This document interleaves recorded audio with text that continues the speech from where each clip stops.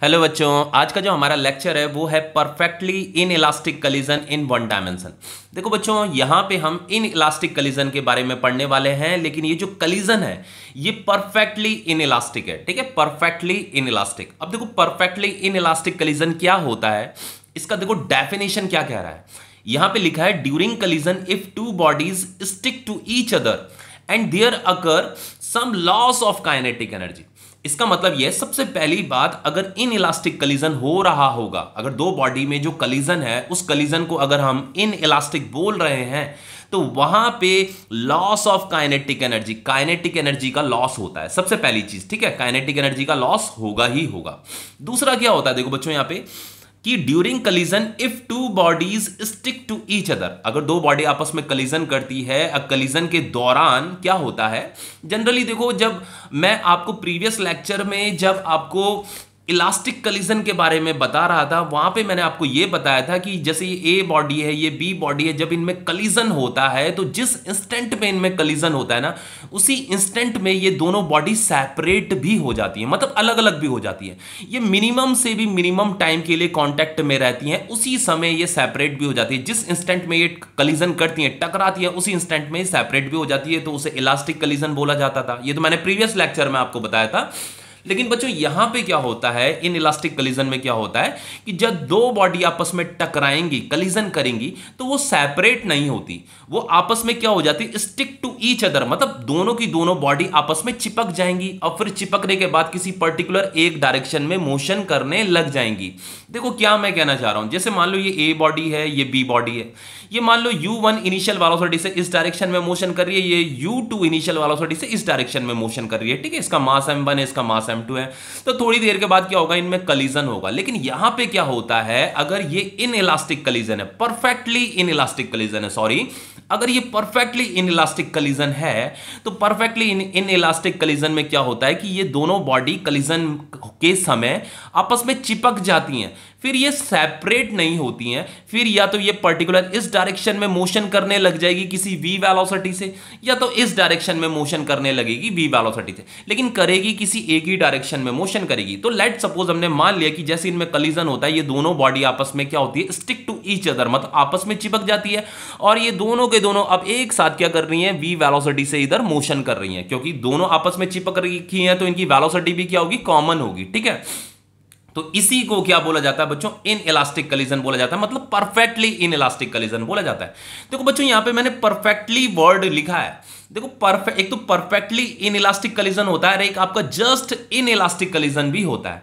तो ये जो आपका इन इलास्टिक होता है, देखो एक आपका होता है in elastic collision, in elastic collision, और एक होता है आपका परफेक्टली इन इलास्टिक कलिजन। ठीक है, एक होता है आपका परफेक्टली इन इलास्टिक कलिजन। यहां पे मैं आपको परफेक्टली इन इलास्टिक कलिजन बता रहा हूं जो आपके सिलेबस में है। तो देखो बच्चों यहां पे ये जो इन इलास्टिक कलिजन होता है ना, इन इलास्टिक कलिजन का मतलब ये होता है कि दो बॉडी आपस में टकराती हैं, इनमें क्या होता है, कलिजन होता है, ये आपस में स्टिक तो करती हैं लेकिन थोड़ी देर के लिए ही स्टिक करती है, कुछ टाइम तक ये स्टिक रहेंगी, मोशन करती रहेंगी, लेकिन थोड़ी देर के बाद ये सेपरेट भी होने लग जाती है, उसे इन इलास्टिक कलिजन बोला जाता है। लेकिन परफेक्टली इन इलास्टिक कलिजन में क्या होता है कि ये दो बॉडी यहां पे टकराएंगी, फिर ये स्टिक टू ईच अदर हो जाएंगी और ये उसके बाद सेपरेट नहीं होती है, फिर दोनों की दोनों किसी कॉमन वेलोसिटी से किसी पर्टिकुलर एक डायरेक्शन में मोशन करती रहेंगी, उसे परफेक्टली इन इलास्टिक कलिजन बोला जाता है। ठीक है, अब देखो यहां पे क्या होता है, and there occur some loss of kinetic energy, kinetic energy का भी लॉस होता है। देखो काइनेटिक एनर्जी का लॉस क्यों होगा, देखो जब ये दो बॉडी, इसके पास कुछ काइनेटिक एनर्जी रहेगा ना, इसके पास काइनेटिक एनर्जी, इस वाली बॉल के पास काइनेटिक एनर्जी कितना रहा होगा, हाफ m1 u1 स्क्वायर, इसके पास काइनेटिक एनर्जी कितना रहा होगा, हाफ m1 u2 का स्क्वायर। अब ये इधर मोशन कर रही है, ये इधर मोशन कर रही है, ये आपस में जब कोलाइड करेंगी तो क्या होंगी, ये टकराएंगी। टकराने में क्या होता है कि ये ए बॉडी जो है इस बी बॉडी पे फोर्स लगाएगी, ये बी बॉडी भी ए बॉडी पे कुछ फोर्स लगाएगी। अब ये दोनों के दोनों क्या हो रखी हैं, ये दोनों के दोनों स्टिक टू ईच अदर हो गई, आपस में चिपक गई हैं। तो ये बॉडी, ए बॉडी कंटिन्यूअसली इस पे फोर्स लगाती रहेगी, बी बॉडी भी कंटिन्यूअसली इस पे फोर्स लगाती रहेगी, इक्वल एंड अपोजिट फोर्स लगाती रहेगी according to Newton third law. हमको भी पता है, सबको ही पता है इस चीज के बारे में।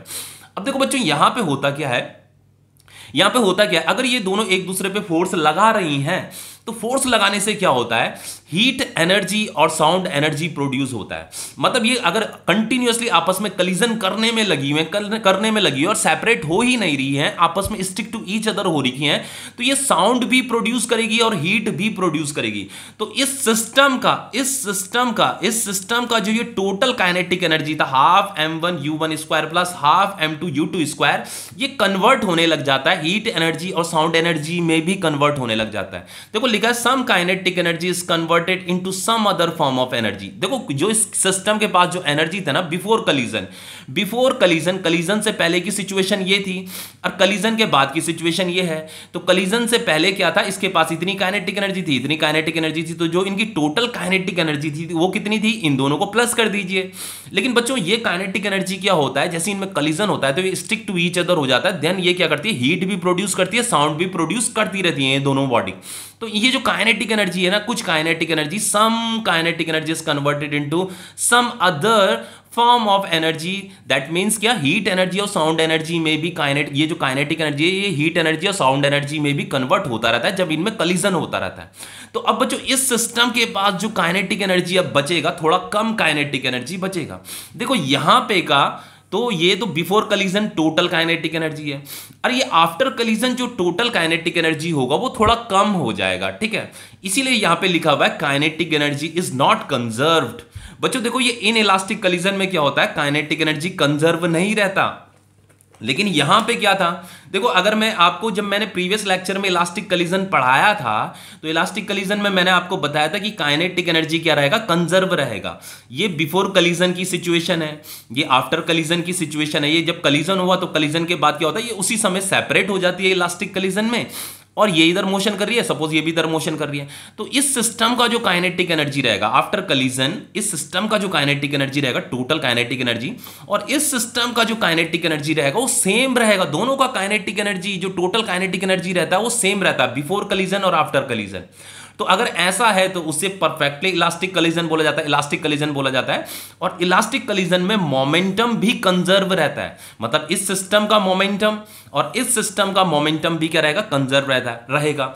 लेकिन इन इलास्टिक कलीजन में क्या होता है बच्चों, इन इलास्टिक कलीजन में ध्यान देखो, देने वाली बात यह है, देखो उसकी जो बेसिक प्रॉपर्टीज है इन इलास्टिक कलीजन की वो ये है कि लीनियर मोमेंटम तो आपका कंजर्व रहेगा।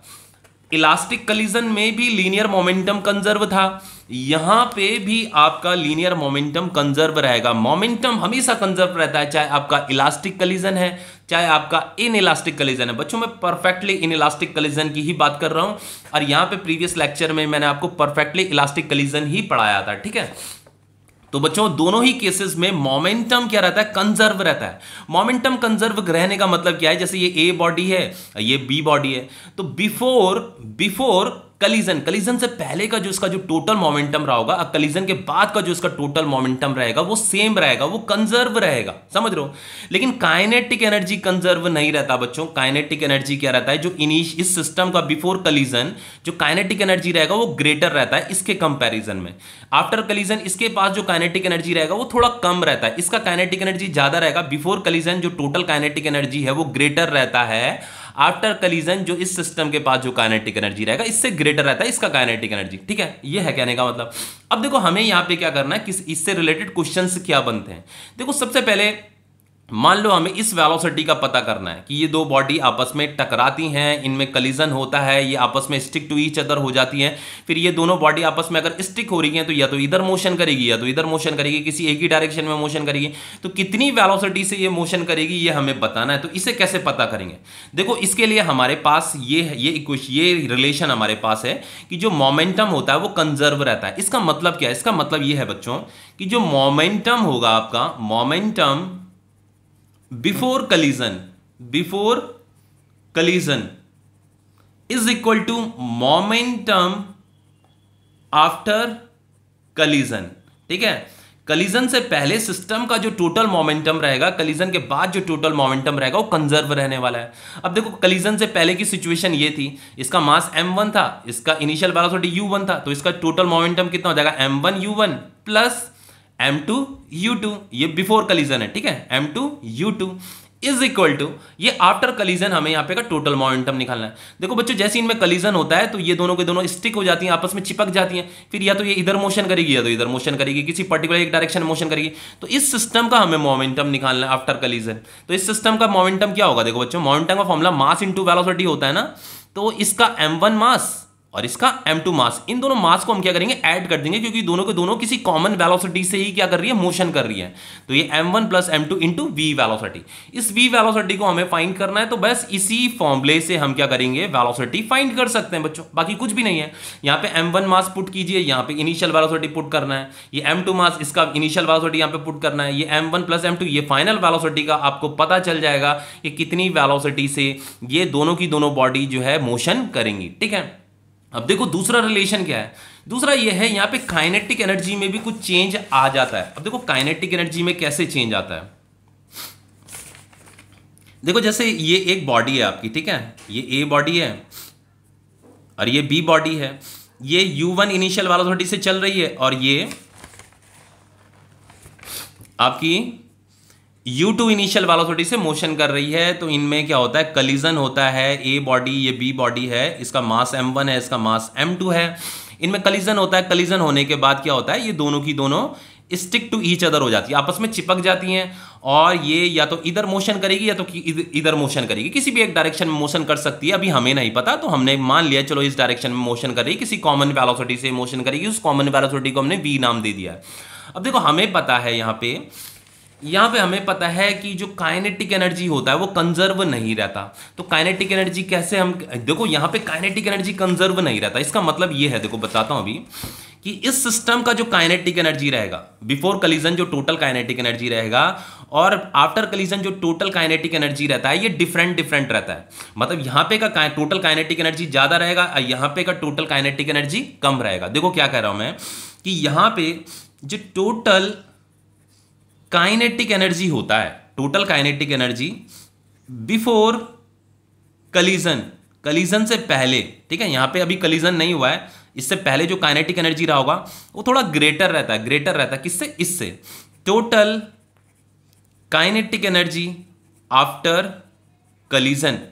बच्चों इन इलास्टिक कलीजन के लिए ना, परफेक्टली इन इलास्टिक कलीजन के लिए यही कंडीशन नेसेसरी है कि यहां पे का जो काइनेटिक एनर्जी रहेगा, इस सिस्टम का जो काइनेटिक एनर्जी रहेगा वो ग्रेटर रहेगा इसका टोटल काइनेटिक एनर्जी से आफ्टर कलीजन। ठीक है, अब देखो यहां पे, देखो बच्चों यहां पे का अगर काइनेटिक एनर्जी है वो कितना रहा होगा? यहां पे का बिफोर कलीजन वो रहा होगा हाफ m1 u1 का स्क्वायर, इसका काइनेटिक एनर्जी, प्लस इसका काइनेटिक एनर्जी वो रहा होगा हाफ m2 u2 का स्क्वायर, इसका काइनेटिक एनर्जी। ये ग्रेटर रहता है किससे? इससे ग्रेटर रहता है। ठीक है, तो ये हो जाएगा हाफ m1 प्लस m2, इन ये दोनों के दोनों स्टिक हो रही हैं, इसीलिए मैंने यहां पे इनका मास ऐड कर दिया, और ये v वेलोसिटी से लेट सपोज मोशन कर रही है तो v का स्क्वायर। तो बच्चों ये जो काइनेटिक एनर्जी, इसे जब आप सॉल्व करोगे और इसे जब आप सॉल्व करोगे ना, तो इसकी वैल्यू ग्रेटर आती है। इसकी वैल्यू क्या आती है? ग्रेटर आती है। ऐसा क्यों हुआ? क्योंकि बच्चों यहां पे मैंने स्टार्टिंग में आपको बताया था कि यहां पे क्या होता है, some of kinetic energy is converted into some other form of energy. कुछ हीट एनर्जी में कन्वर्ट हुआ है काइनेटिक एनर्जी, और कुछ साउंड एनर्जी में भी कन्वर्ट हुआ है आपका काइनेटिक एनर्जी, इसलिए यहां पे का जो काइनेटिक एनर्जी होता है वो कम हो जाता है। ठीक है, अब देखो कितना कम हो जाता है उसे कैसे कैलकुलेट करेंगे? हमें लॉस ऑफ काइनेटिक एनर्जी अगर फाइंड करना है कि कितना काइनेटिक एनर्जी में लॉस हुआ, तो उसे हम कैसे कैलकुलेट करेंगे? बच्चों ये वाला जो काइनेटिक एनर्जी है ना, इस वाले काइनेटिक एनर्जी को हम लिखेंगे हाफ m1 u1 का square plus half m2 u2 का स्क्वायर, इसे माइनस कर देंगे इसके साथ। ठीक है, तो कितना काइनेटिक एनर्जी में लॉस हुआ, कितना लॉस हुआ काइनेटिक एनर्जी का, वो हमें पता चल जाएगा। ठीक है, तो ये हो जाएगा आपका हाफ m1 m2 v का स्क्वायर। ठीक है, तो ये टॉपिक आपका कंप्लीट हो गया। अब इसके कुछ न्यूमेरिकल कर लेते हैं। ठीक है, देखो मैं इसके न्यूमेरिकल कराता हूं आपको, बहुत सिंपल टॉपिक है बच्चों। इसमें जो इंपॉर्टेंट टॉपिक है ना, यहाँ पे तो अभी मैंने प्रीवियस लेक्चर में आपको 1 डायमेंशन पढ़ाया, इलास्टिक कलीजन इन 1 डायमेंशन। यहाँ पे मैं आपको इन इलास्टिक कलीजन इन 1 डायमेंशन पढ़ा रहा हूँ। अभी आपका एक लेक्चर और रह जाता है, 2 डायमेंशन का लेक्चर भी रह जाता है। ठीक है, उसे भी कवर करेंगे, फिलहाल अभी इसे कर लीजिए। ठीक है, इस कौन यहाँ पे देखो 1 डायमेंशन इसलिए पढ़ाया जा रहा है ताकि आपको 2 डायमेंशन समझ में आ जाए, इसीलिए इस 1 डायमेंशन के टॉपिक को कवर किया जा रहा है। अब देखो एक क्वेश्चन कर लेते हैं। देखो क्वेश्चन ये है, मान लो ये ए बॉडी है, ठीक है, और ये आपकी बी बॉडी है। अब देखो ये मान लो ये इसका मास m1 है, इसका मास m2 है, ये किसी u1 इनिशियल वेलोसिटी से इस डायरेक्शन में मोशन कर रही है, ठीक है। मान लो लेट सपोज इसकी वेलोसिटी 5 मीटर पर सेकंड है, ठीक है। अब ये जो b बॉडी है, ये b बॉडी रेस्ट में है बच्चों, रेस्ट में मतलब ये मोशन नहीं कर रही है। मान लो इसका जो u2 वेलोसिटी है वो कितना है, 0 मीटर पर सेकंड है, ठीक है, ये रेस्ट में है। ये m2 मास है, इसका जो m2 मास है, इस b बॉडी का जो मास है लेट सपोज वो 25 kg है, और इसका मास मान लेते हैं, इसका 25 है, इसका 100 ले लेते हैं, इसका 100 kg ले लेते हैं, ठीक है, मास। अब हमें यहाँ पे फाइंड क्या करना है, देखो अब देखो इनमें क्या होता है, कलीजन होता है। मान लो ये परफेक्टली इनइलास्टिक कलीजन है, तो परफेक्टली इनइलास्टिक कलीजन में क्या होता है, दो बॉडी जैसे ही टकराती है तो ये आपस में स्टिक हो जाएंगी, चिपक जाएंगी। फिर पर्टिकुलर किसी एक डायरेक्शन में आफ्टर कलीजन क्या होगा, ये मोशन करने लग जाएंगी, ये सेपरेट नहीं होती, या अब बस अब ये हमेशा स्टिक ही रहेंगी। ये या तो इधर मोशन करेगी या तो ये इधर मोशन करेगी। हमें पता करना है कि ये इधर मोशन करेगी कि इधर मोशन करेगी, ठीक है। हमें डायरेक्शन का पता करना है, बहुत आसानी से डायरेक्शन का पता चल जाता है। बच्चों देखो एक चीज तो आपको पता होगी ही, मैं आपको motion in a straight line chapter से एक चीज बताते हुए आ रहा हूं कि ये वाली जो डायरेक्शन है और ये वाली जो डायरेक्शन है, अगर वेलोसिटी का डायरेक्शन इस तरफ होगा तो आपको वेलोसिटी को पॉजिटिव लेना है, और वेलोसिटी का डायरेक्शन अगर इस तरफ होगा तो आपको वेलोसिटी को नेगेटिव लेना है, ठीक है। जैसे आपकी ये एक्सिस होती है ना, ये एक्स एक्सिस है आपकी, तो इस वाली एक्सिस को पॉजिटिव एक्सिस बोलते हैं, इस वाली एक्सिस को नेगेटिव एक्सिस बोलते हैं, ठीक है। तो वेलोसिटी का डायरेक्शन अगर इस तरफ होगा तो आपको पॉजिटिव लेना है, इस तरफ होगा तो आपको नेगेटिव लेना है, बस इसी चीज का ध्यान रखना है, बाकी कुछ नहीं है। देखो हमें क्या करना है यहां पे कि वेलोसिटी पता करनी है, कितनी वेलोसिटी से ये बॉडी मतलब मोशन कर रही होगी। तो देखो इसके लिए हम क्या करेंगे, हमारे पास रिलेशन क्या है कि momentum before collision is equal to होता है मोमेंटम आफ्टर कलीजन, ठीक है। मोमेंटम तो हमेशा कंजर्व ही रहेगा, हमेशा सेम ही रहेगा, चाहे आपका इलास्टिक कलीजन है चाहे इन इलास्टिक कलीजन है। ये जो मैंने रिलेशन आपको बताया, इस रिलेशन को हमेशा याद रखिए, ठीक है।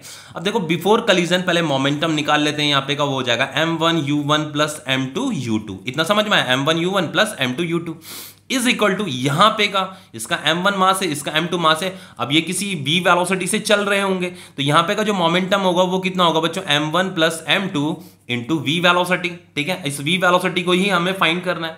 अब क्या करना है, जस्ट वैल्यू पुट कीजिए, m1 कितना दे रहेगा 100 kg इंटू u1 कितना दे रहेगा बच्चों, ये देखो उसकी जो वेलोसिटी का डायरेक्शन है वो इस तरफ है, ठीक है। तो मैंने आपको क्या कहा है, अगर डायरेक्शन इस तरफ है तो उसे हमें पॉजिटिव लेना है। तो यहाँ पे जो वेलोसिटी है वो 5 मीटर पर सेकंड है, तो ये 5 आ जाएगा, प्लस m2 कितना दे रहेगा 25 kg, और इनिशियल u2 जो वेलोसिटी है वो कितना है, अभी ये रेस्ट में है, ठीक है। तो यहाँ पे 0 आ जाएगा, यहाँ पे m1 प्लस m2 मतलब 100 प्लस 25, तो 100 प्लस 25 इंटू ये v वेलोसिटी हमें फाइंड करनी है, ओके। अब देखो इससे आगे क्या करेंगे, एक मिनट बच्चों, यहां पे मैंने u1 5 है, 5 मीटर पर सेकेंड, एक मिनट, यहां पे का वेलोसिटी, एक मिनट बच्चों इसे जो है ना, ये जो 5 मीटर पर सेकेंड लिखा है मैंने, इसे 50 कर दीजिए, ठीक है। इसे 50 मान सकते हैं हम, ठीक है। मैंने 5 कर रखा था, 5 से भी आंसर आ जाएगा, कोई दिक्कत नहीं है, इसे 50 कर दो, ठीक है। तो यहाँ पे ये u1 कितना हो जाएगा आपका 50 की, मतलब ये जो a बॉडी है 50 मीटर पर सेकंड की वेलोसिटी से चल रही थी, इसका मास कितना था 100 kg था। अब देखो ये बच्चों ये बॉडी क्या थी, रेस्ट में थी, इसका 25 kg मास था। ऐसा मैंने इसलिए किया क्योंकि यहाँ पे ताकि इसके पास ज़्यादा मोमेंटम रह सके। वैसे 5 मीटर पर सेकेंड की वेलोसिटी से भी इसे किया जा सकता है, ठीक है, ऐसा कोई दिक्कत वाली बात नहीं है। अब देखो यहाँ पे क्या, यहाँ पे बस ये 50 आ जाएगा और ये 100 प्लस 25 हो जाएगा, तो 100 इंटू 50 कितना हो जाएगा आपका, ये हो जाएगा आपका 5000, ठीक है। और ये तो आपका 0 हो जाएगा, ये हो जाएगा आपका 125 इंटू वी, तो v इज इक्वल टू कितना होगा आपका, v इज इक्वल टू हो जाएगा आपका 5000 डिवाइडेड बाय 125, तो ये 125 4 जा कितना होता है 500, और एक ये 0 भी आएगा, ठीक है यहाँ पे। तो ये वेलोसिटी कितना आ गया 40 मीटर पर सेकंड। देखो वेलोसिटी किस में आया है, पॉजिटिव में आया है। देखो ये वाली डायरेक्शन क्या होती है, पॉजिटिव होती है, ये वाली डायरेक्शन क्या होती है, नेगेटिव होती है, ये वाली डायरेक्शन क्या होती है, नेगेटिव होती है। वेलोसिटी हमारा क्या है, पॉजिटिव में है। इसका मतलब ये जो दोनों बॉडी है, ए बॉडी या बी बॉडी जो स्टिक हो गई है आपस में, ये दोनों की दोनों बॉडी वी वेलोसिटी से इस डायरेक्शन में मोशन करेगी, क्योंकि यहाँ पे वेलोसिटी क्या आया है आपका, पॉजिटिव आया है। अब देखो हमें इतना तो पता चल गया कि ये दोनों बॉडी यहाँ पे स्टिक कर गई हैं, इसका मतलब ये आपका इनइलास्टिक कलीजन है। ये क्या है आपका, इनइलास्टिक कलीजन है। तो इनइलास्टिक कलीजन में क्या होता है, काइनेटिक एनर्जी का लॉस भी होता है। तो काइनेटिक एनर्जी का लॉस कितना हुआ उसे कैसे निकाला जाता है, देखो लॉस ऑफ काइनेटिक एनर्जी को कैसे निकाला जाता है, वो निकाला जाता है आपका kinetic energy before collision minus kinetic energy after collision, ठीक है, आफ्टर कलीजन। अब देखो यहां पे क्या करेंगे, सबसे पहले काइनेटिक एनर्जी बिफोर कलीजन निकाल लेते हैं। तो वो उसका फॉर्मूला क्या होगा, हाफ m1u1 का स्क्वायर, हाफ m1u1 का स्क्वायर ये वाला, प्लस हाफ m2u2 का स्क्वायर, m2u2 का स्क्वायर, माइनस हाफ, अब आफ्टर कलीजन जो काइनेटिक एनर्जी रहा होगा, तो आफ्टर कलीजन यहां पे का काइनेटिक एनर्जी, ठीक है, तो यहां पे v वेलोसिटी है, ठीक है, इसके इन दोनों के पास कॉमन वेलोसिटी v है, तो यहां पे का जो काइनेटिक एनर्जी होगा m1 प्लस m2 v का स्क्वायर। अब देखो हम यहां पे लॉस ऑफ काइनेटिक एनर्जी को निकाल रहे हैं, तो बच्चों यहां पे क्या होगा, हाफ लिखा, m1 मास कितना दे रखा है 100 kg, u1 कितना दे रखा है 50 मीटर पर सेकेंड, ठीक है, तो ये हो जाएगा आपका 100 into 50 plus half into m2 मास कितना है 25, और इसका जो वेलोसिटी है वो 0 है, ठीक है, तो 25 इंटू 0 इंटू 0, ये तो 0 इंटू 0 हो जाएगा, minus half m1 plus m2 100 plus 25, 100 plus 25 into ये जो v वेलोसिटी है, देखो v वेलोसिटी हमने कितनी फाइंड की है यहाँ पे 40 मीटर पर सेकंड, तो ये हो जाएगा आपका 40 इंटू 40, v का स्क्वायर है ना, तो 40 इंटू 40। अब देखो यहाँ पे इसे काटिए, ये 50 आ जाएगा, तो 50 यहाँ पे हो जाएगा आपका 50 इंटू 50 इंटू 50, ये 50 इंटू 50 इंटू 50, ये तो आपका यहाँ पे 0 है, तो ये तो 0 आ जाएगा। फिर यहाँ पे आएगा आपका माइनस 1/2 इंटू 100 प्लस 25 कितना होता है 125 होता है, इंटू 40 इंटू 40, ठीक है। अब देखो इससे आगे हम क्या करेंगे, देखो यहाँ पे अगर हम इसे मल्टीप्लाई करते हैं 5 5 जो 25, 25 इंटू 5 125, 1 2 3 0 भी आएंगे यहाँ पे, ये हो गया आपका 1,25,000। फिर देखो इसे काटिए, ये आपका 20 हो जाएगा, तो ये हो जाएगा आपका माइनस 125 इंटू 20 इंटू 40, ठीक है, इतना समझ में आया। अब देखो इससे आगे हम क्या करेंगे, ये हो जाएगा आपका 1,25,000 माइनस बच्चों ये आपका 125 है, 125 इंटू 2 कितना होता है आपका, ये 250 होता है, 250 इंटू 4 कितना होगा 1000, तो यहाँ पे ये 1000 आएगा, और ये 2 जीरो भी आएंगे आपके, ये 2 जीरो भी आएंगे, ठीक है, तो ये कितना हो गया आपका 1 लाख हो गया, ये 1,25,000 है, ये आपका 1 लाख है, तो जब हम इसे सब्ट्रैक्ट करेंगे तो कितना आ जाएगा 25,000 जूल आ जाएगा। हमें यहाँ पे क्या निकालना था, लॉस ऑफ काइनेटिक एनर्जी निकालना था, तो इतना काइनेटिक एनर्जी का लॉस होगा। ये जो काइनेटिक एनर्जी, इतना काइनेटिक एनर्जी का जो लॉस हुआ है वो किस में कन्वर्ट हुआ है, वो आपका साउंड एनर्जी और हीट एनर्जी में कन्वर्ट हुआ है, ठीक है, समझ में आ रहा है। मतलब यहाँ पे जब हमने सब्ट्रैक्ट किया तो यहाँ पे काइनेटिक एनर्जी का लॉस हुआ है ना, तो वो जो लॉस कहाँ हुआ है, वो लॉस वो साउंड एनर्जी और हीट एनर्जी में कन्वर्ट हुआ है, ठीक है। अब देखो नेक्स्ट क्वेश्चन है आपका, जैसे मान लो ये ए बॉडी है आपकी, ठीक है, ये u1 वेलोसिटी से चल रही है, मान लो ये 50 मीटर पर सेकंड की वेलोसिटी से चल रही है इस डायरेक्शन में, और इसका जो मास है वो 100 kg है, ओके। अब देखो एक दूसरी बॉडी है, ये बी बॉडी, अब बी बॉडी जो है इधर मोशन कर रही है, इस डायरेक्शन में मोशन कर रही है, इसकी जो u2 वेलोसिटी है वो इस तरफ है, ठीक है। अब देखो मैंने बच्चों आपको एक चीज बताई है कि अगर इस डायरेक्शन में कोई बॉडी अगर मोशन कर रही है और कोई बॉडी अगर इस डायरेक्शन में मोशन कर रही है, तो अगर वेलोसिटी का डायरेक्शन ये है तो उससे आपको पॉजिटिव लेना है, वेलोसिटी का डायरेक्शन अगर इधर है तो उससे आपको नेगेटिव लेना है। मान लो अगर आपको क्वेश्चन में गिवन है u2, अगर आपको मान लो इस बी बॉडी का वेलोसिटी आपको 200 मीटर पर सेकंड अगर दे रखा है, ठीक है, क्वेश्चन में अगर जो दिया रहेगा ना वहां पे पॉजिटिव नेगेटिव आपको नहीं बताया होगा, आपको पता कर वहां पे क्वेश्चन में लिखा होगा कि ये ए बॉडी और बी बॉडी जो है अपोजिट डायरेक्शन में मोशन कर रही है, तो अगर ए इस डायरेक्शन में मोशन कर रही है तो बी इस डायरेक्शन में मोशन करेगी। अगर इसका इस वाली डायरेक्शन को अगर मैंने पॉजिटिव ले रखा है तो इसे मुझे नेगेटिव लेना पड़ेगा, ठीक है, समझ में आया इतना, बस इसे पॉजिटिव लेना है, इसे नेगेटिव लेना है, बस यही ध्यान रखना है। अब देखो यहाँ पे मास कितना हो जाएगा, m2 जो मास है लेट सपोज 50 kg है, ठीक है। हमें यहाँ पे क्या करना है, ये दोनों बॉडी आपस में क्या करेंगी, क्लोज आएंगी, टकराएंगी और ये स्टिक टू ईच अदर हो जाती है। ये क्वेश्चन जो है आपका परफेक्टली इनइलास्टिक कलीजन का है, तो हमें ये बताना है कि ये टकराने के बाद कितनी वेलोसिटी से, मतलब इसके पास कितनी वेलोसिटी आएगी, इसकी कितनी वेलोसिटी हो जाएगी, और ये इधर मोशन करेगी कि इधर मोशन करेगी, ठीक है, उस डायरेक्शन का भी हमें पता करना है। तो देखो सिंपल है, हमें पता है कि जो मोमेंटम होता है, मोमेंटम बिफोर कलीजन वो इक्वल होता है मोमेंटम आफ्टर कलीजन। तो देखो बिफोर कलीजन मोमेंटम कितना होगा, m1u1 plus m2u2, m1u1 plus m2u2 is equal to, अब देखो ये ए बॉडी है, ये बी बॉडी है, ये तो स्टिक हो गई है आपस में, तो ये किसी कॉमन वेलोसिटी से ही मोशन करेगी, या तो इधर मोशन करेगी या तो इधर मोशन करेगी, हमें पता करना है। तो इसका जो मोमेंटम होगा वो कितना होगा, m1 प्लस m2, क्योंकि दोनों की दोनों क्या हो रही है, स्टिक हो रही है, और इसकी v वेलोसिटी, ठीक है, इस v वेलोसिटी को ही हमें फाइंड करना है। तो m1 कितना दे रखा, 100 दे रखा, तो ये 100 इंटू u1 कितना दे रखा, 50, ये 50 आ जाएगा, प्लस m2 मास कितना है, 50 है, 50 इंटू u2 कितना है, यहाँ पे -200 है, ठीक है, तो यहाँ पे -200 आएगा। पॉजिटिव मत लिख देना यहाँ पे, नहीं तो क्वेश्चन गलत हो जाएगा, माइनस ही आएगा, इनिशियल वेलोसिटी नेगेटिव लेंगे क्योंकि उसका डायरेक्शन अपोजिट है, ठीक है। तो यहाँ पे मास हो जाएगा आपका 100 प्लस 50 इंटू ये v वेलोसिटी हमें फाइंड करना है, तो ये कितना हो जाएगा आपका 5000, ये हो जाएगा आपका 5 2 10 और 1 2 3, ये 3 0 भी आएंगे, ये नेगेटिव 10,000 हो गया, ठीक है, is equal to 150 into v. तो जब हम इन्हें सब्ट्रैक्ट करेंगे तो यहाँ पे नेगेटिव 5000 आ जाएगा, ये आपका 150 इंटू वी आ जाएगा, तो v इज इक्वल टू कितना है आपका नेगेटिव 5000 डिवाइडेड बाय 150। तो ये कटेगा आपका 5 3 15, ये 5 1 5 0 0, यहाँ पे माइनस, तो ये आ गया आपका नेगेटिव 100 डिवाइडेड बाय 3, और नेगेटिव 100 डिवाइडेड बाय 3 जो होता है आपका नेगेटिव 33.33 मीटर पर सेकंड होता है, इतना वेलोसिटी है। देखो बच्चों यहाँ पे जो वेलोसिटी आया है वो नेगेटिव आया है, मैंने आपको क्या बताया था कि ये वाला जो डायरेक्शन है नेगेटिव होता है, ये वाला डायरेक्शन पॉजिटिव होता है, तो इस वाली डायरेक्शन को हमें नेगेटिव लेना है। तो यहाँ पे ये नेगेटिव वेलोसिटी आ रहा है, इसका मतलब ये बॉडी जो है ना इस डायरेक्शन में मोशन करेगा, इसकी जो वेलोसिटी होगी -33.33 मीटर पर सेकंड होगी, मतलब वेलोसिटी तो 33.33 मीटर पर सेकंड ही है, लेकिन बच्चों ये माइनस साइन उसकी डायरेक्शन को रिप्रेजेंट कर रहा है, मतलब उसकी डायरेक्शन को बता रहा है कि उसकी डायरेक्शन ये होने वाली है, ठीक है, इस डायरेक्शन में ये दोनों बॉडी क्या करेंगी, मोशन करेंगी। अब देखो यहाँ पे लॉस ऑफ काइनेटिक एनर्जी भी हमें कैलकुलेट करना है।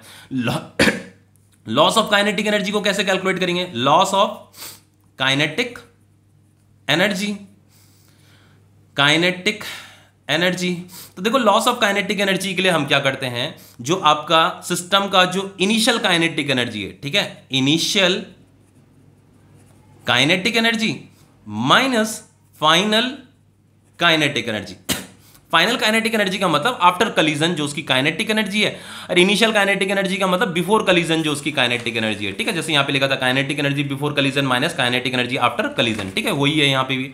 तो सबसे पहले इनिशियल काइनेटिक एनर्जी निकाल लेते हैं, इनिशियल काइनेटिक एनर्जी का मतलब काइनेटिक एनर्जी बिफोर कलीजन हम यहाँ पे निकाल रहे हैं।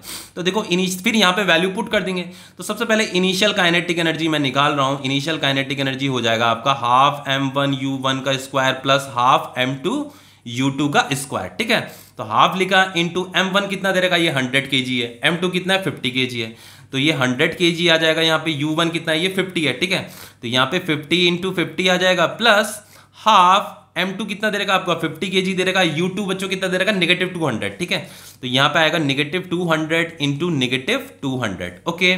तो ये देखो ये तो कट जाएगा, 50 आ जाएगा यहाँ पे, तो 50 इंटू 50 इंटू 50 कितना हो जाता है आपका, ये हो जाता है आपका 1,25,000 होता है, ठीक है, इन्हें मल्टीप्लाई 5 जो 25 25 इंटू 5 125, ये 3 जीरो आ जाएंगे यहाँ पे। तो देखो इससे आगे क्या करेंगे, यहाँ पे इसे ये कटेगा आपका, ये 25 आ जाएगा, तो यहाँ पे हो जाएगा आपका ये 25 इंटू माइनस माइनस तो प्लस होता है, ठीक है बच्चों, तो ये हो जाएगा आपका 200 इंटू 200, ठीक है। तो देखो यहाँ पे ये आ जाएगा आपका 1,25,000, ये प्लस 25 टू सा 50, 50 टू सा कितना होता है 100 होता है, 1 2 3 4 ये जीरो भी आएंगे, 1 2 3 4, तो ये हो गया आपका 1 2 ये हो गया आपका 1 2 3 4 5। बच्चों ये 10 लाख है, ठीक है, ये 10 लाख है, और ये आपका 1,25,000 है, तो 10 लाख प्लस 1,25,000 कितना हो जाएगा, ये हो जाएगा आपका 11,25,000, ठीक है। ये तो आपका इनिशियल काइनेटिक एनर्जी आया, यहाँ पे का इस सिस्टम का इनिशियल काइनेटिक एनर्जी हमने कैलकुलेट कर दिया। अब इस फाइनल काइनेटिक एनर्जी को भी कैलकुलेट कर लेते हैं, क्योंकि हमें ये loss of kinetic energy calculate करना है ना।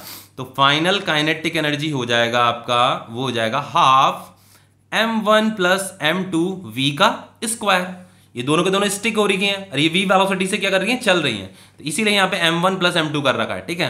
तो ये हो जाएगा आपका हाफ मास m1 जो है 100 है, ये 50 kg है, और जो v वेलोसिटी है बच्चों, v वेलोसिटी कितनी है, देखो ये डेसिमल में ना, तो इसे मैं अभी 100/3 लिख रहा हूँ, ठीक है, इसका मतलब 100/3 ही तो होता है। तो यहाँ पे आ जाएगा आपका 100/3 इंटू 100/3, माइनस भी आएगा तो माइनस इंटू माइनस तो प्लस ही हो जाएगा, ठीक है, माइनस का स्क्वायर क्या होता है, प्लस ही होता है। तो ये हो जाएगा आपका 1/2 इंटू, इनको प्लस करेंगे 150 आ जाएगा, और ये हो जाएगा आपका 100 इंटू 100 डिवाइडेड बाय 3 3 जा 9, ठीक है। अब देखो बच्चों, अगर हम इसे कैलकुलेट करते हैं, ये 9 2 जा कितना हो जाएगा, 18 हो जाएगा, और ये हो जाएगा आपका 150, और ये 4 जीरो और आएंगे यहाँ पे, ठीक है, 1 2 3 4। इसको मैं कैलकुलेटर से डिवाइड करके बता रहा हूं, ठीक है, कितना आ रहा है।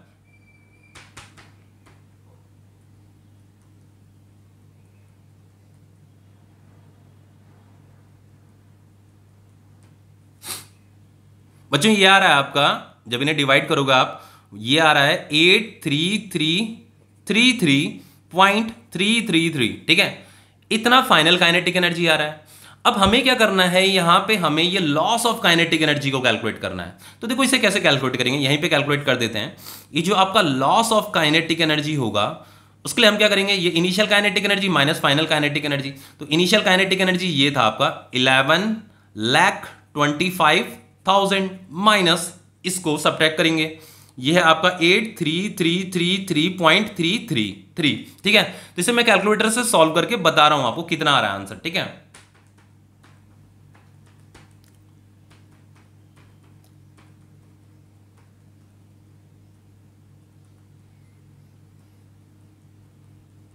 बच्चों ये आ रहा है आपका 104166.67, इतना लॉस ऑफ काइनेटिक एनर्जी हुआ, मतलब इतना एनर्जी का लॉस हुआ, मतलब इतना एनर्जी आपका साउंड एनर्जी और हीट एनर्जी में कन्वर्ट हुआ है, ठीक है। तो ये क्वेश्चन आपका, ये लेक्चर आपका कंप्लीट हो गया बच्चों। नेक्स्ट लेक्चर आपका कलीजन से ही रिलेटेड होगा, लेकिन वहां पे हम 2 डायमेंशनल इलास्टिक कलीजन के बारे में पढ़ेंगे, इलास्टिक कलीजन इन 2 डायमेंशन, ठीक है। ओके।